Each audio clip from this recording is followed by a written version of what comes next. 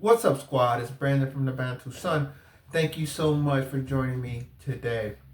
I want to delve in some recent revelations of India and Afghanistan further developing a relationship.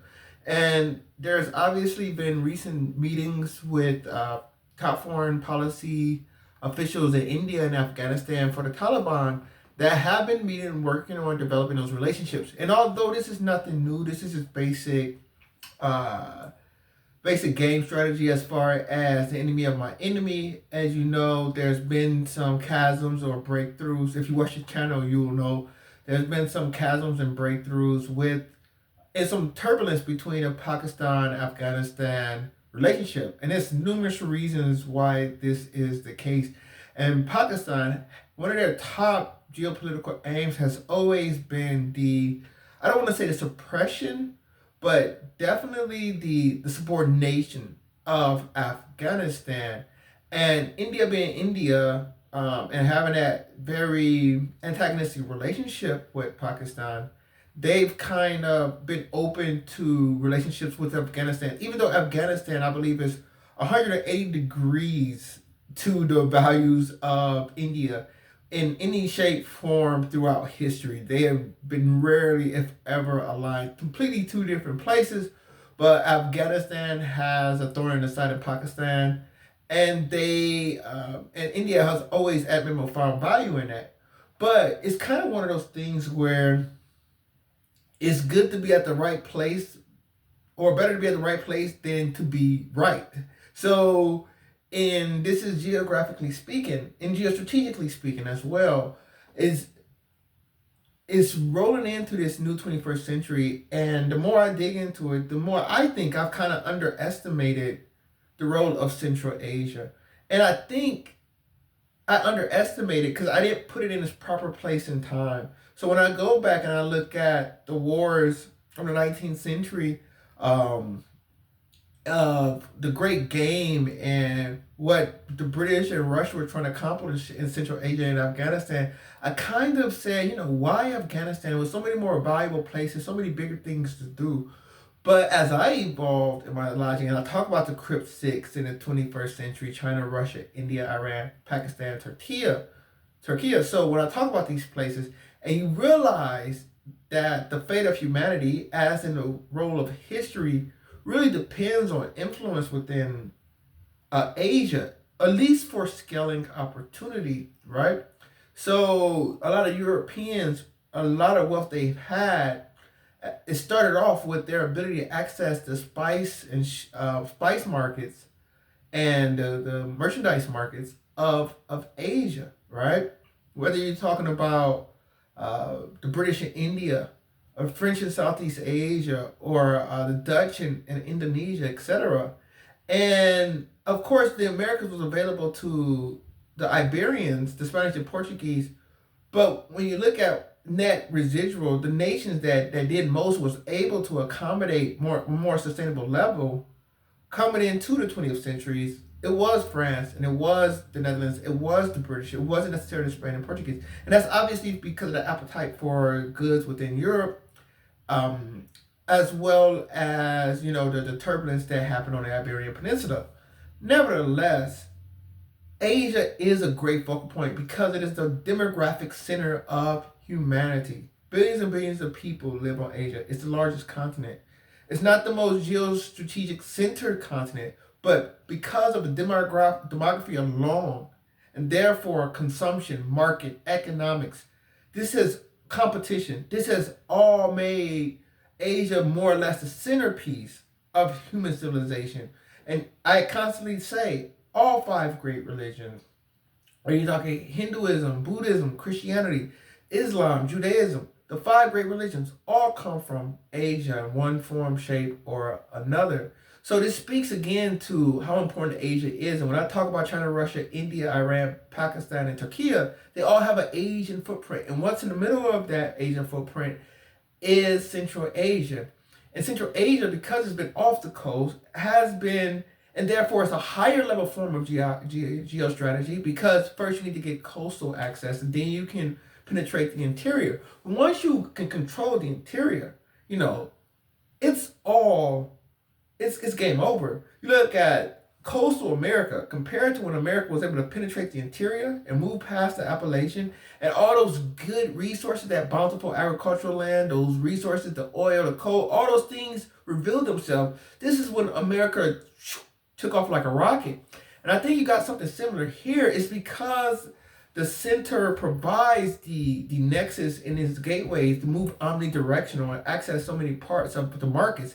If you can come somehow occupy the center and then try to spread out or increase your market share on the continent. And I say this because Afghanistan, sitting in Central Asia, it has a very critical position. It is the most populous country in Central Asia, and the population is growing. But it's about high 30s, low 40 million people in Afghanistan now. In 2050, it's expected to be above 70 million people.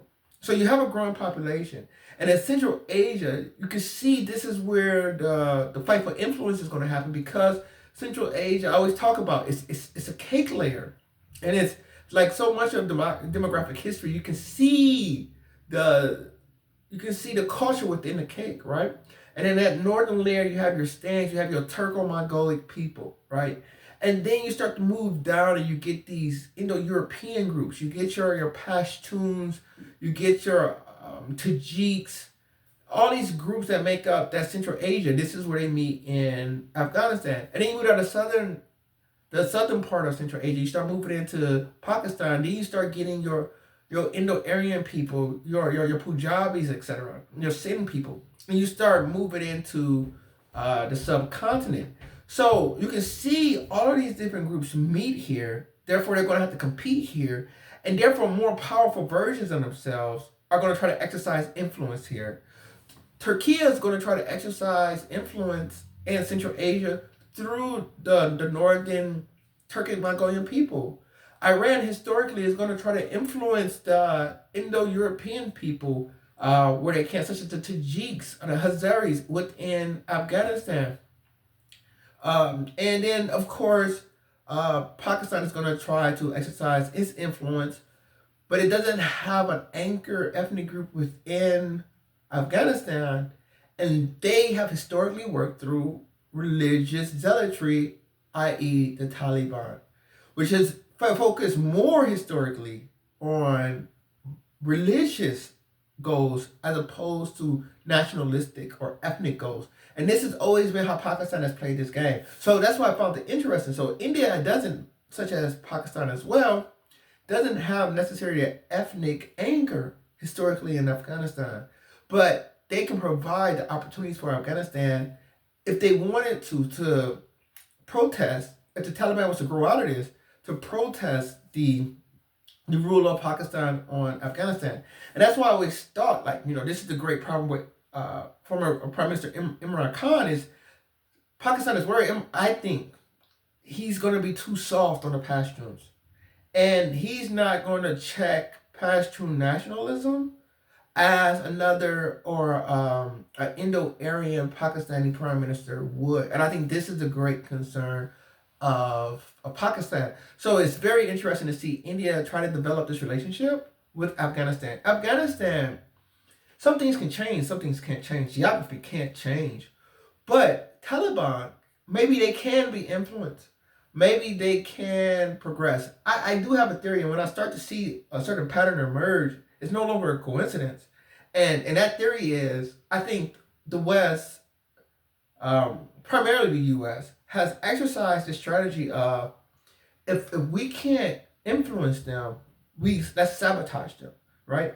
And they sabotaged you by, instead of allowing you to have a great leader that can get stuff done on the opposite side, they say these people are going to be diametrically opposed to us no matter what. So let's give them an incompetent leader, or let's get them a corruptible leader, or let's get them an ineffective leader.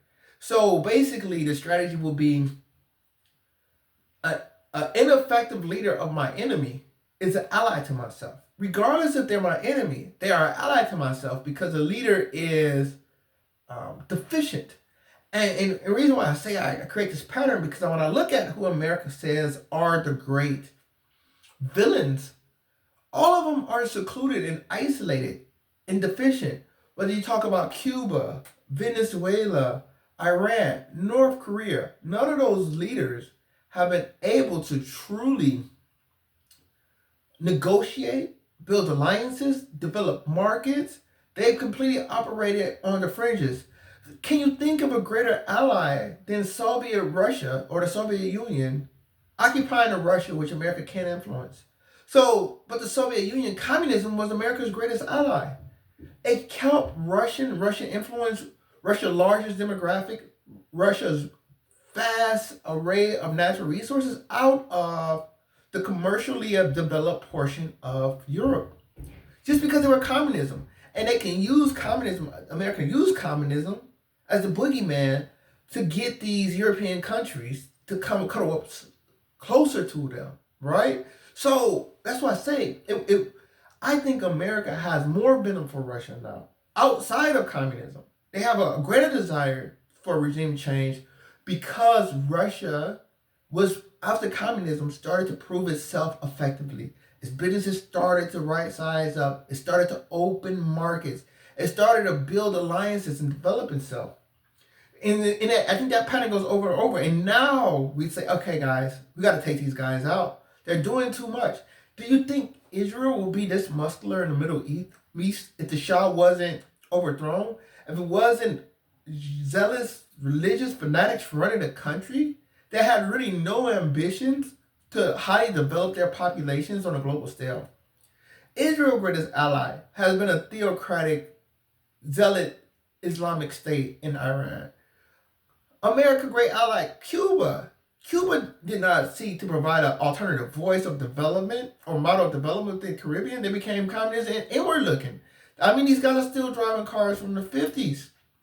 This is how they advanced so slowly, one can say they started to move backwards. Like, who has this really benefited when you look at these relationships and these countries that America so-called professed greatly against, but they have done nothing but benefit America and American allies. So today, America has come out on top. And how this has done it with little to no opposition. So when you look at a backwards Venezuela, does that really hurt America? What threat does Venezuela have? It can't even get past its own self. As I think it was a famous quote from Alexander, who laughed at his father when his father tried to attack him, Alexander the Great, and his father tried to attack him. And he's like, how's this man? And he was drunk and he fell over. And Alexander said, how this man is going to lead you guys to Asia? He can't even get to the other side of the table. And that's what I think of when I see a lot of these backward regimes. Because a deficient leadership of my enemy is my greatest ally. And I think that's what the strategy has shown. And in taking that and applying that to Afghanistan, if the Taliban, remember, I think the Taliban was left in charge because they were the only group that everybody, America, the Middle East, like Qatar, Pakistan, this was the only group that everybody could agree on. And that's not because they were just brilliant, these great benevolent people, but they were the compromise. The Taliban were the great compromise in Afghanistan.